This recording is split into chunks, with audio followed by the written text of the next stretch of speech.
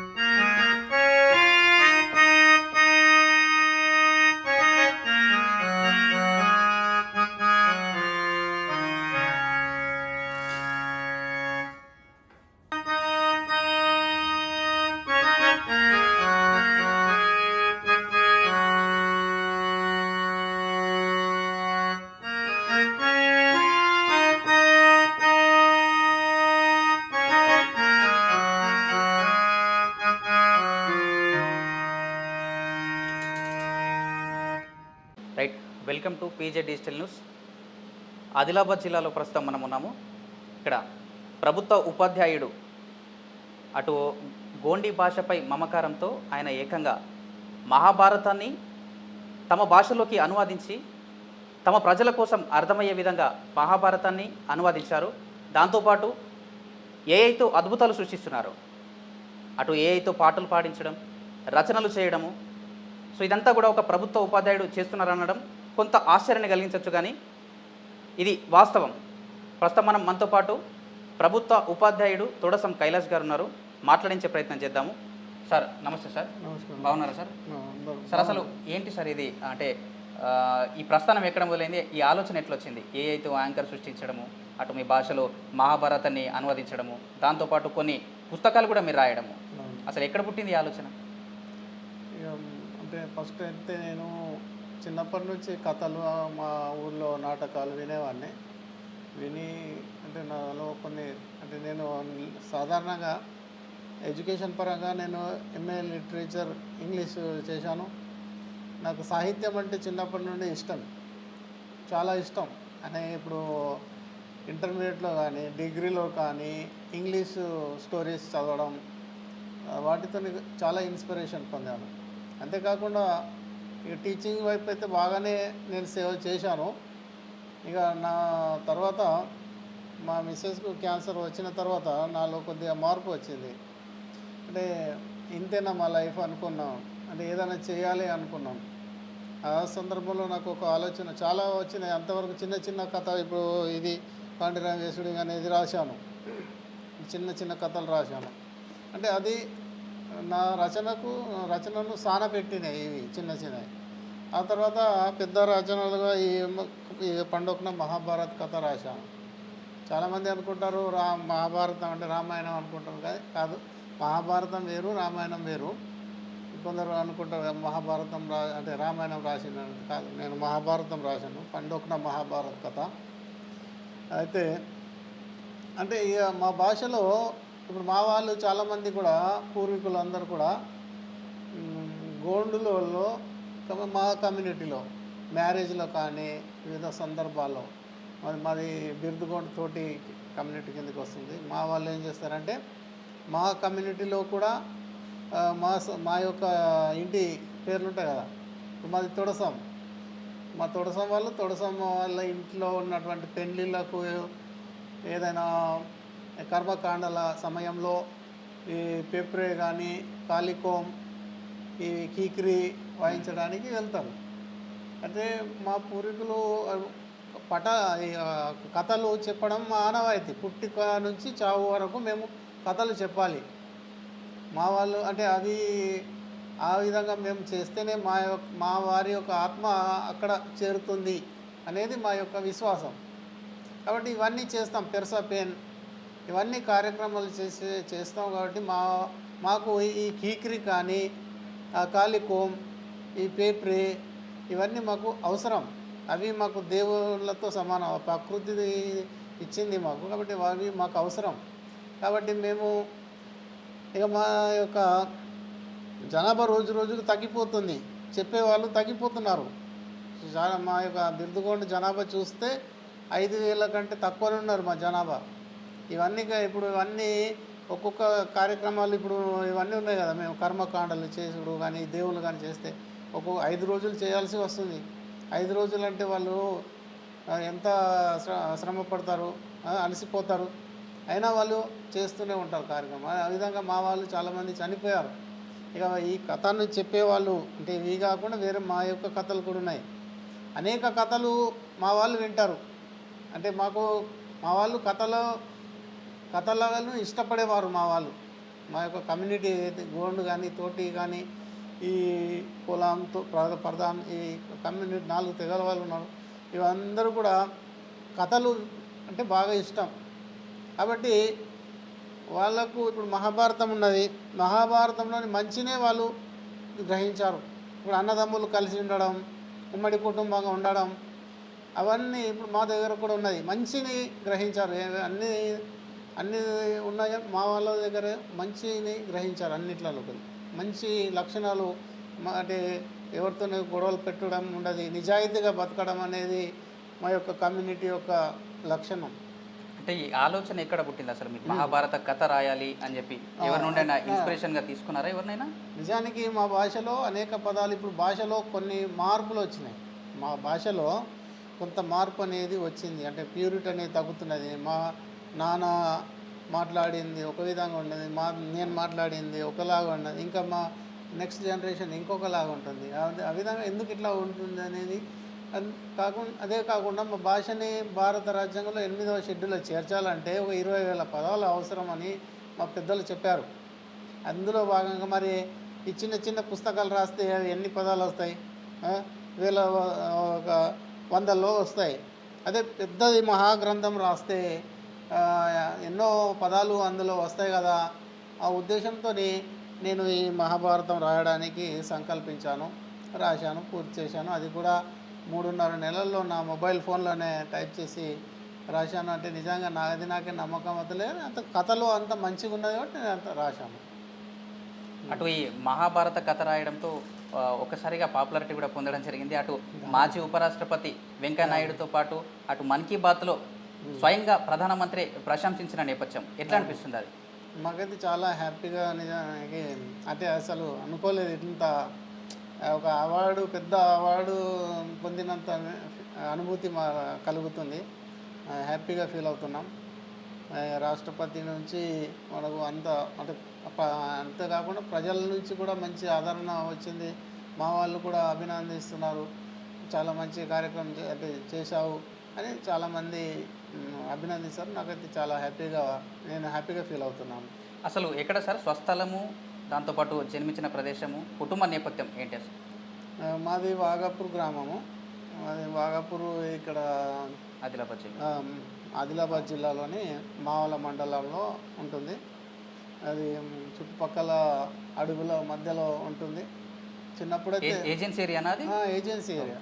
Agency area. చిన్నప్పుడు నేను అడవిలో తిరిగాను. మా నాన్న అడవికి తీసుకెళ్ళాడు, వడ్రంగి పని చేసేవాడు మా నాన్న. కాబట్టి అనేక సందర్భాల్లో మాకు బతకడానికి ఏదంటే కావాల్సిన కొన్ని టూల్స్ వేసేసి వాటిని అమ్మి మేము బతుకుతుంటే, కాబట్టి మాకు అడవికి దగ్గర సంబంధం ఉంది. ఇప్ప పువ్వు ఏరడము, ఈ తునికి ఆకులు సేకరించడము, తర్వాత మొర్రి పండ్లు సేకరించడము, తునికి పండ్లు, గొట్టి అంటారు కదా, ఏమంటారు, అన్నీ అనేక అడవులతో మాకు చాలా సంబంధం ఉంది. అది ఇంకా ప్రభుత్వ ఉద్యోగము, అది ఉపాధ్యాయుడిగా ఎప్పుడు చేరారు? నేను 2001లో ఈ జాబ్లోకి చేరాను. దానికంటే ముందు నేను డిగ్రీ పూర్తి చేసిన తర్వాత ఇక నాకు అనేక అవకాశాలు వచ్చినాయి.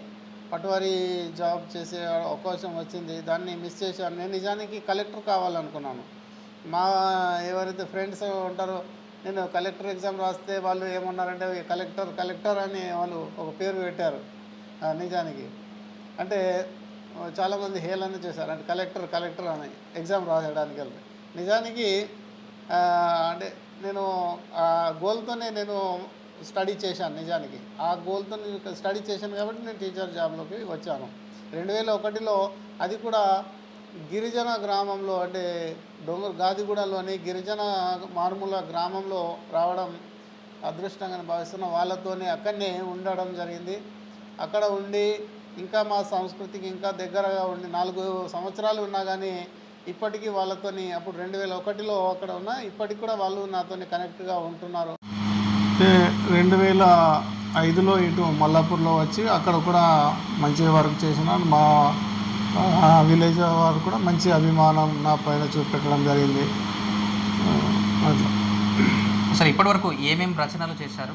అసలు ఎవరైనా ఇన్స్పిరేషన్ ఉన్నారా మీకు? ఈ రచనలు వాళ్ళని చూస్తే మేము ఈ విధంగా రాయాలనిపించింది నాకు కూడా అని చెప్పి అట్లా ఎవరైనా? రాజారావు, ముల్క్రాజ్, అది ముల్క్రాజ్ ఆనంద్, తర్వాత అరుంధతి రాయ్, వాళ్ళ రచనలు బాగా, అంటే ఇంగ్లీష్ రచనలు నాకు చాలా అంటే ప్రేరణ పొందాను. షేక్స్పియర్ రచనలు, తర్వాత విలియం వర్డ్స్వర్త్, ఇంగ్లీష్ రచనల పట్ల నేను బాగా ఆకర్షితులైనాను. ఒక నవల, ఇంగ్లీష్ నవల నాకు బాగా ఇన్స్పిరేషన్ వచ్చి పొందింది. అది ఇప్పుడు నాకు జ్ఞాపకం లేదు, కానీ అది కలకత్తా స్టోరీ. అది అంటే ఒక కలకత్తా అస్సాంలో ఒక టీ కంపెనీలో పనిచేస్తున్నారు. అంటే అదొక స్టోరీ. తర్వాత కేరళకు లింక్ అయి ఉన్నది. అది చాలా మంచి స్టోరీ. నాకు అది, ఆ స్టోరీని నేను పదే చదివాను. ఇంగ్లీషు ఎంఏ ఇంగ్లీష్ చదివినప్పుడు, డిగ్రీ చదివినప్పుడు కూడా అటువంటి కొన్ని బాగా ఇన్స్పిరేషన్ పొందాను. తర్వాత మా ఇన్ని ఉన్నాయి స్టోరీస్. నేను ఇంగ్లీష్ కానీ తెలుగు కానీ బాగా చదివేవాడిని, కానీ మా గోండిలో చదవాలని నాకు చాలా ఆసక్తి, కుతూహలం ఎక్కువ ఉండే. కొన్ని నేను వర్క్స్ చేశాను, కొన్ని అంటే గోండి భాషని మా స్కూళ్ళలో కూడా ఇంట్రొడ్యూస్ చేస్తున్నారు అని నాకు తెలిసింది. కానీ దానికి సంబంధించి సాహిత్యం అనేది లేదు. అంటే సాహిత్యం కావాలి. ఇప్పుడు మన దగ్గర ఇప్పుడు తెలుగులో ఆట వెళ్ళది, తర్వాత కొన్ని పద్యాలు ఉన్నాయి కదా, వృత్త పద్యాలు, అన్ని పద్యాలు ఉన్నాయి, కానీ మా గోండి భాషలో ఎందుకు లేవు, ఇంత మంచి సాహిత్యం ఎందుకు లేదు అనేది ఒక ఆలోచన. మా దగ్గర కూడా సాహిత్యకారులు పుట్టాలి, మా దగ్గర కూడా కొంత సాహిత్యం రావాలి అనే ఉద్దేశం నాలో కలిగింది.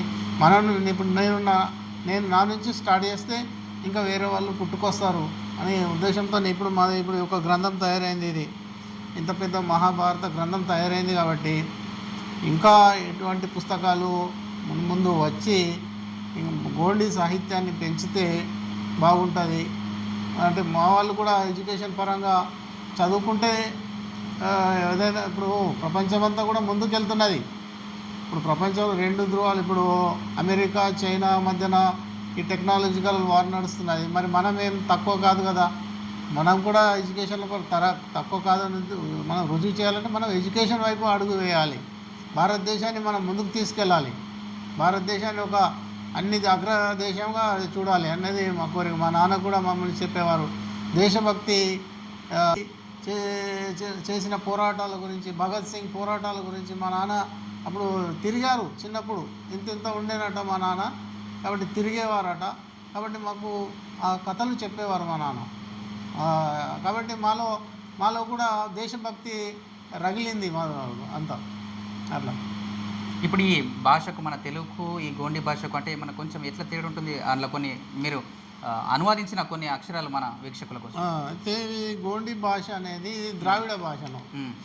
ద్రావిడ భాష అంటే ఇప్పుడు ఇది గోండి నుంచే కన్నడ భాష పుట్టిందని వాళ్ళు ఇక్కడ పరిశోధన చేస్తున్నారు. గోండి భాష ఏదైతే ఉందో ఇక్కడ నుంచే కన్నడ పుట్టింది. తర్వాత ఈ తమిళ్కు తర్వాత కన్నడ దీనికి లింక్ ఉంటుంది. తెలుగు, కన్నడ, తర్వాత ఇది ద్రావిడ కుటుంబం భాషను. ఇది ద్రావిడ జాతికి చెందినటువంటి తెలుగు, కన్నడ, తర్వాత గోండి, కొలామి, ఇవన్నీ కూడా ఈ ద్రావిడ భాషకు చెందిన కుటుంబానికి చెందినటువంటి భాష. కాబట్టి కొద్దిగా తెలుగుకు, తర్వాత కన్నడకు, తమిళ్కు లింకు ఉంటుందని. కొన్ని మీ గోండి భాషలో అవి చదివి వినిపించడం ఒకసారి. తప్పకుండా వినిపిస్తాను.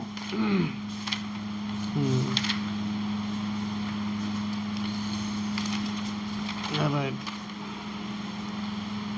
ఏకలవ్యుడు ఉందినేటి పండోకని కౌరవ్ సందిరే మీరేమాసి కేడతే ಸಿಕರಿತ್ಲಾಸಿ ಸೊತ್ತೇರ್ ವೀರ ಸಂಘ ಉಂದಿ ನೆಯ್ ಅನಿ ವರೋರ್ ಸೇವಕಲ್ಗಿರ ಮತ್ತೋರ್ ಅದು ನೆಯ್ ಸರಿ ಭೂಲೆ ಮಾಸಿ ನೆಡ್ಡುಮ್ ಸೊಡಿತ ಅದು ಘಟ್ಕತ್ರೊಪ್ಪೋ ಏಕಲವ್ಯುಡು ಇನ್ವಾಲ್ ನಿಷಾದ್ ರಾಜನ್ ಅವ್ರ ಮರಿ ಡುವಡ ತೋಲ್ದುನ್ ಕೆರ್ಸಿ ಕೇಡತೆ ಸೊಂಜೇರ್ ಮತ್ತೋರ್ ಓರ್ ಏಕಲವ್ಯನ್ ಸೂಡ್ಸಿ ನೆಯ್ ಖೂಬ್ ಮುಚ್ತಾ ಅಸ್ಕೆ ಏಕಲವ್ಯಲ್ ತನ್ವ ಬಾನ್ ತೆನ್ಸಿ ನೈದುನ್ ಸೂಡ್ಸಿ ಏಡು ಬಾನ್ ಸುಟಿ ಕೀತೋರ್ ಅವು ಬಾನ್ಕ್ನೆ ನೈದುನ್ ತೊಡ್ಡು ಮುವ್ವ ಕಾಸಿ ನೈ ತೊಡ್ಡಿ ಬಾನ್ಕ್ನೆ ಪಂಡೋಕು అని కౌరక్ మత జాగతి విచ్చేర్ వాత నైద తొడ్డి మేన్ బాన్క్ సూడ్సి ఊరు సందిరే పరిషన్ ఆతేర్ బోరే పాసి మంద నీర్ ఇంజేర్ ఈతల్ బాన్ విద్య కరితోర్ బోర్ మంద నోర్ ఇంజేర్ ఓన్ సాటి మహక్కల్ ಆಗ್ತೇರ್ అని మక్సి ఓర్ పుడ్తహానే ఓన్ బేಟಿ ఆసి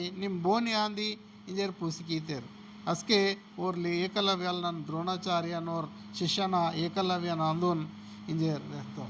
అంటే ఈ తెలుగు పదాలకు కానీ మీ గోండి భాష పదాలకు కానీ అట్లా చిన్న ఏమైనా సంబంధాలు ఎట్లా అంటే ఇక ఉండవు.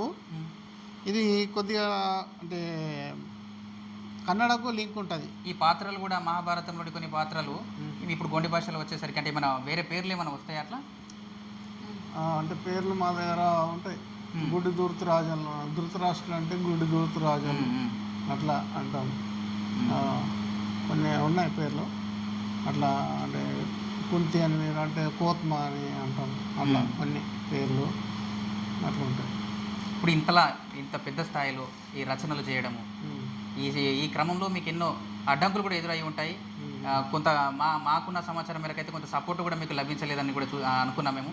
అంటే ఒకవేళ మీకు సహకారం లభిస్తే ఇంకా అంతిమ లక్ష్యం మీద ఏం చేయాలనుకుంటున్నారు అసలు? గోండి భాషలో ఇంకా అనేక రచనలు చేస్తాం. ఇంకా చాలా ఉన్నది పని చేయాల్సింది, చాలా ఉన్నది వర్క్ చేయాల్సింది. ఇప్పుడైతే కాళ్ళు చేతులు బాగున్నాయి కాబట్టి ఏం చేయమంటే చేయగలుగుతాను. ఇంకా కొన్ని రోజులంటే ఇంకా అప్పుడు హెల్త్ సహకరించకపోవచ్చు. కాబట్టి ఇప్పుడు మంచి మాకు అన్నీ సహకరిస్తున్నాయి. కాబట్టి అందరి సహాయ సహకారాలు ఉంటే గోండి భాషలో ఇంకా అనేక రచనలు చేసి గోండి భాషని ఇంకా ఉన్నత స్థాయికి తీసుకెళ్తాం. ఇప్పుడు గూగుల్ వాళ్ళ సహాయ సహకారాలు అవసరం ఉన్నది. సెల్ ఫోన్లో కూడా టైప్ చేసేటట్లు రావాలా గోండి భాషని కదా. కాబట్టి సెల్ ఫోన్ ల్యాప్టాప్లలో కూడా ఈ యొక్క గోండి భాష టైప్ చేసేటట్లు వస్తే ఇప్పుడు మాట్లాడే విధంగా చేయడం అవన్నీ ఇప్పుడు వస్తున్నాయి టెక్నాలజీ. ఆ విధంగా నేను చేయాలని అనుకుంటున్నాను. దానికంటే నేను ఇక్కడ ఉండి నేను ఏం చేయలేను. నాకు ప్రేక్షకుల్ని సపోర్ట్ కావాలా, ఇంకా పెద్ద పెద్ద కంపెనీల నుంచి కూడా సపోర్ట్ కావాలి. గూగుల్ వాళ్ళని అంత పెద్ద అమెరికా అంటే వాళ్ళది ఒక సపోర్ట్ కావాలి. అంటే సాఫ్ట్వేర్ యొక్క కంపెనీలు ఉన్నాయి కదా, CEO వాళ్ళ సపోర్ట్ ఉంటే మనం ఆ విధంగా చేయగలుగుతాం. నేను ఇక్కడ ఉండి నేనేం చేయలేను. అంటే మీ భాష సంస్కృతిపై మీరు కొంత అధ్యయనం కూడా చేస్తున్నట్లు తెలిసింది. అది ఎక్కడి వరకు వచ్చింది అసలు? చేస్తున్నాం, అది రచనలు చేస్తున్నాను. అది ఇంకా అంటే ఈ యొక్క నేను ఫ్రీగా కాగానే కొంత ఇప్పుడు ఫ్యామిలీకి కూడా మేము టైం కేటాయించాలి కదా, పిల్లలు మా ఫ్యామిలీ వీళ్ళందరికీ టైం కేటాయించాలి. అటు స్కూలు అన్నీ వర్క్ చేయాలి. ఇప్పుడు హాలిడేస్ ఉన్నా కానీ ఇప్పుడు కొంత విరామ సమయంలో ఇప్పుడు హీట్గా ఉంటుంది. లాస్ట్ ఇయర్ అయితే కొద్దిగా కూల్గా ఉండే అట్మాస్ఫియర్, కాబట్టి మహాభారతాన్ని ఎండాకాలంలోనే ఫినిష్ చేసేసాను. ఈ సమ్మర్లో ఏమైనా వీలుంటే మా యొక్క గోండి సంస్కృతి యాదితలు తింటాంపి అనుకుని ఉన్నది, అది అర్ధాంతరంగా ముగిసింది. దాన్ని కంప్లీట్ చేసేసి మా సమాజానికి అందిస్తానని ఈ సందర్భంగా కోరుకుంటున్నాను. ఇప్పుడు ఏంటంటే ఇప్పుడు నా స్టోరీ ఉంది, ఇది తీసుకురాబోతున్నాను. అడవి నుండి ఏఐ వరకు అనేది నా యొక్క ప్రయాణము, ఫ్రమ్ నేచర్ టు ఏఐ అనేది ఉన్నది కాబట్టి అది తీసుకురస్తున్నాను. అటు కొంత మేరకు కుటుంబ పరిస్థితులు, భార్యకు కొంత క్యాన్సర్ సమస్యలు ఉన్నప్పటికీ కూడా అదంతా అడ్జస్ట్ చేసుకుంటూ ఎట్లా ముందుకెళ్తున్నారు? నిజానికి మా వాళ్ళు ఇది ఎందుకు రాస్తున్నావు అని చాలామంది మా వాళ్ళే అన్నారు. మా కొడుకే అంటాడు ఇప్పుడు, అవన్నీ ఎందుకు చేస్తావు డాడీ, సరే మీరు ఊరికే ఉండవు అని అంటారు. కానీ ఊరికి ఎట్లా ఉంటాం, మనం అలవాటు పడ్డాం కాబట్టి ఇప్పుడు ఊరికే ఉండలేము, నిద్ర రాదు. అంటే నిద్ర టైంలో నిద్ర పడుకుంటాం. కానీ ఇప్పుడు ఉన్నాం ఊరికే ఉన్నాం కదా, మనం ఏదైనా ఒకటి చేయాలనిపిస్తుంది, అటువంటి చేస్తాం. అది మన పిల్లలు తిడతారు, ఎందుకంటే అన్నీ ఏం చేయకు అని అంటారు, హెల్త్ ఖరాబ్ అవుతుంది అని అంటారు. కానీ చేయాలనిపిస్తుంది. ఇక సమాజాన్ని ఇప్పుడు ఆశిస్తున్నారు, సమాజం గురించి కూడా నాకు ఒక భాగం అయిపోయింది ఒకటి. ఇప్పుడు మా కుటుంబం ఎట్లా భాగమో సమాజం కూడా నాకు ఒక భాగం అయిపోయింది కాబట్టి సమాజానికి కూడా వాళ్ళు ఎక్కువగా ఆశిస్తారు. సమాజం అనేది చాలా పెద్దది, మన కుటుంబం అనేది చాలా చిన్నది, సమాజం చాలా పెద్దది. కాబట్టి వాళ్ళు ఏమేమో మన నుంచి ఆశిస్తారు. కాబట్టి మనం ఏం చేస్తాం, వాళ్ళకు మనం ఒక నాలెడ్జ్ని షేర్ చేయడం, అది చేస్తున్నాం కదా అనేది నాకు సంతృప్తి కలుగుతుంది. అసలు అంతిమ లక్ష్యం ఏంటి, అసలు ఎక్కడి వరకు సాగనుంది మీ ప్రయాణం? ఇప్పుడైతే నరేంద్ర మోడీ గౌరవనీయులు మోడీ గారు మా భాషని ప్రశంసించడం జరిగింది. నిజానికి నేను గోండి భాషలో చేస్తున్నాను. గత 2023 నుంచి వార్తలు చేశాను, తర్వాత యూట్యూబ్లో వార్తలు చేశాను, ఇప్పుడు మహాభారతాన్ని కూడా చదివించాను ఆర్టిఫిషియల్ ఇంటెలిజెంట్తోని.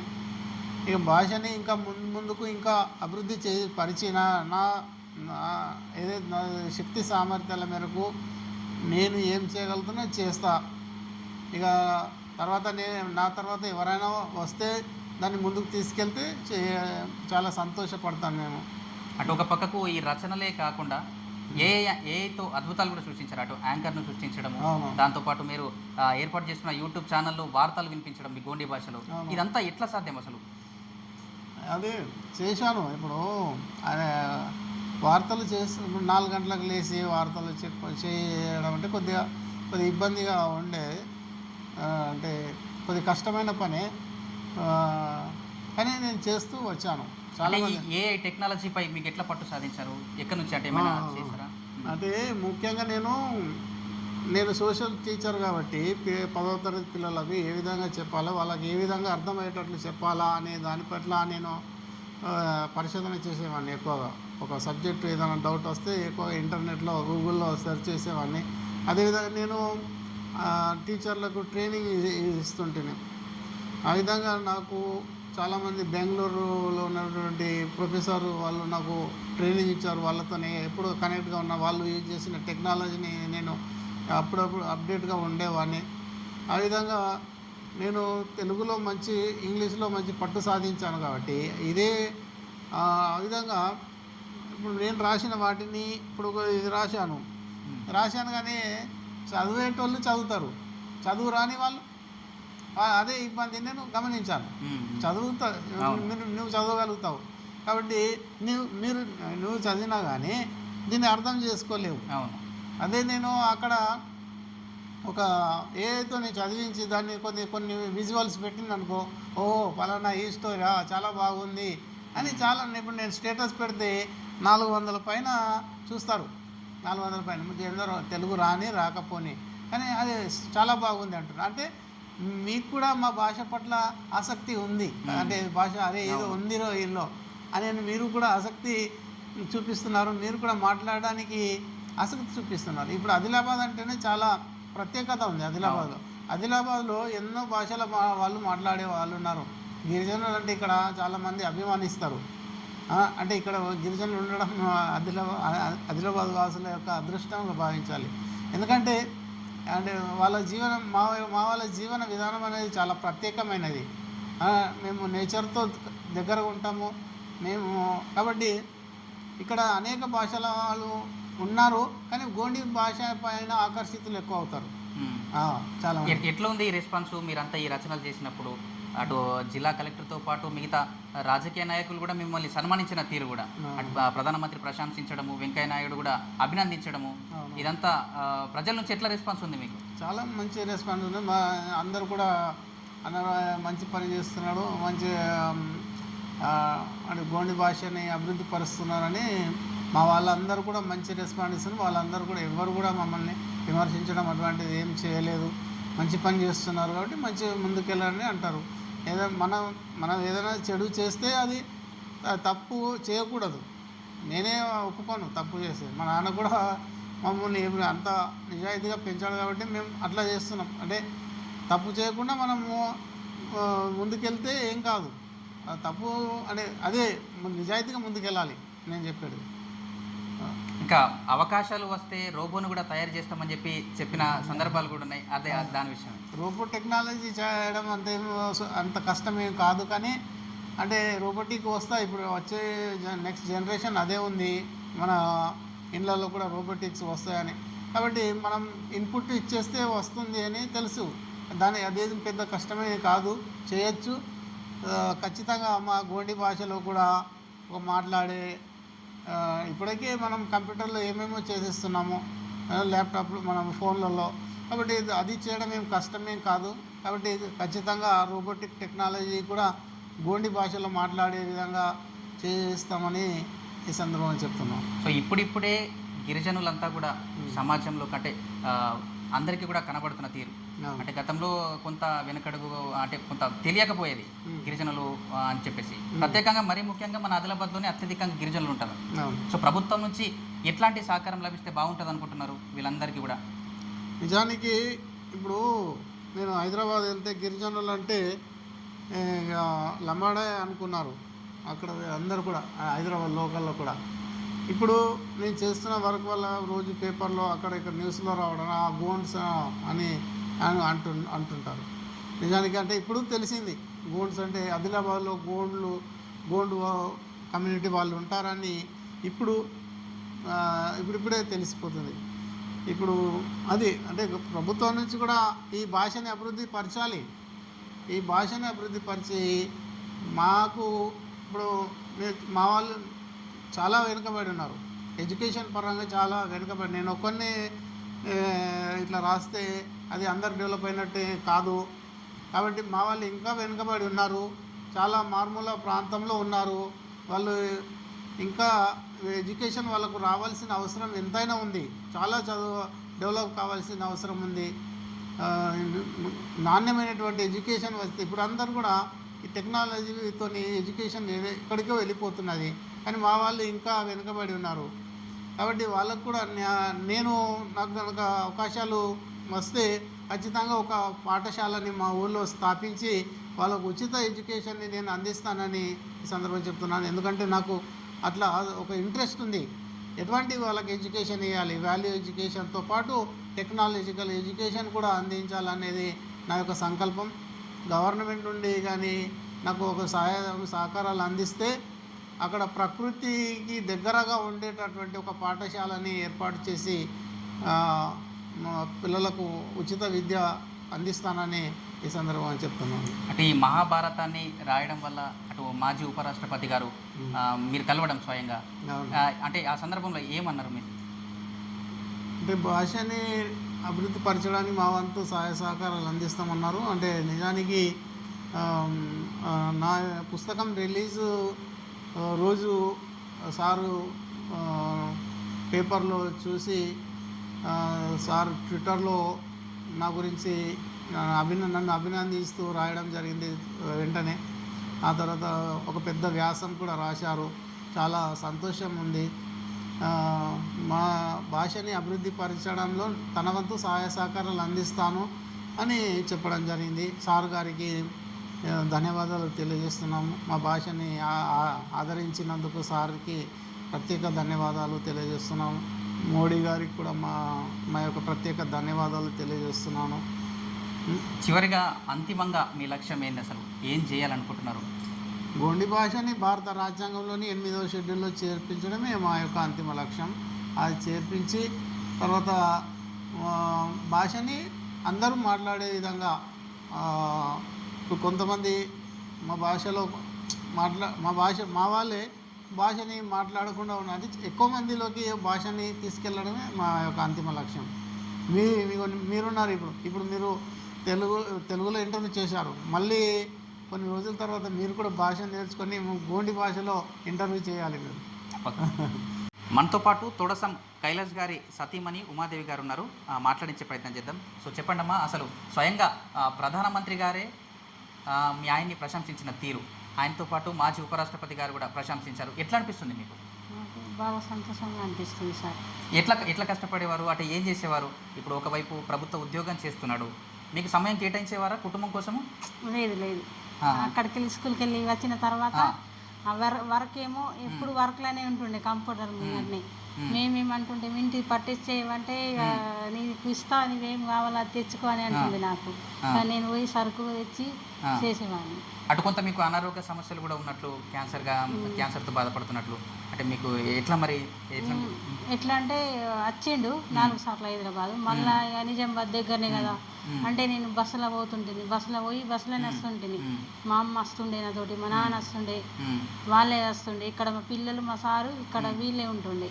నేను ఒక్కదాన్ని పోయి అక్కడ ట్రీట్మెంట్ చేసుకుంటుండే, డాక్టర్ల వాళ్ళతోటి మాట్లాడుతుంటే. మీ సార్ రాడంటే మా సార్ డ్యూటీ ఉన్నది అని ఇట్లా చెప్పేవాళ్ళు. నేను అక్కడ వాళ్ళ డాక్టర్లు వాళ్ళు నాకు అడిగేవాళ్ళు, అమ్మ ఎప్పుడు చూసినా నీవు ఒక్కదానివే కనిపిస్తావు అని అనేవాళ్ళు. అయితే సార్ డ్యూటీ ఇడిసబెట్టండి, రాకపోతుండే, సార్ రాలే, అంతా నేనే చేసుకున్నా ట్రీట్మెంట్ మొత్తం. అంటే మీ సమాజం కోసము ఇంతలా కష్టపడుతుండే కదా మీ ఆయన, మీకు ఎట్లా అనిపిస్తుంది? బాగా సంతోషంగా అనిపిస్తుంది. అంటే మీతో అయితే టైం స్పెండ్ చేయలేనప్పటికీ అంటే ఏమనిపించలేదా మీకు? అట్లా ఏమనిపించలేదు, కానీ అందుబాటులో అన్నీ ఇస్తుండే అన్నట్టు. ఇక వెళ్ళు అని అమౌంట్ అప్పుడే కొడుతుండే, అక్కడ అమౌంట్ ఇస్తుండే, నేను వెళ్ళి వస్తుండే అంతే. సో ఇది తొడసం కైలాష్ గారికి సంబంధించి అమ్మ భాషపై మమకారంతో ఆయన ఎన్నో అడ్డంకులు వచ్చినప్పటికీ అటు కుటుంబ పరిస్థితులను కూడా కొంతమేరకు ఒక చేతితో కుటుంబ పరిస్థితులను సర్ది చేసుకుంటూ, భార్యకు అనారోగ్య సమస్యలు ఉన్నప్పటికీ అది సర్ది చేసుకుంటూనే వాళ్ళ సమాజం కోసము, వాళ్ళ సమాజాన్ని ఎలాగైనా అభివృద్ధి చేయాలని అని చెప్పి ఆయన తపన చూస్తుంటే మనకి ఆశ్చర్యం వేస్తుంది. సో ఆయనకు ఖచ్చితంగా అటు మేధావుల నుంచి కావచ్చు, ప్రభుత్వ పెద్దల నుంచి కావచ్చు సహకారం లభిస్తే ఖచ్చితంగా తన భాషను అభివృద్ధి పథంలో నడిపిస్తానని చెప్పి కూడా తొడసం కైలాష్ గారు అయితే చెప్తున్న పరిస్థితి. సో ఇది కెమెరామెన్ రమేష్తో పీజే డిజిటల్ న్యూస్ ప్రదీప్.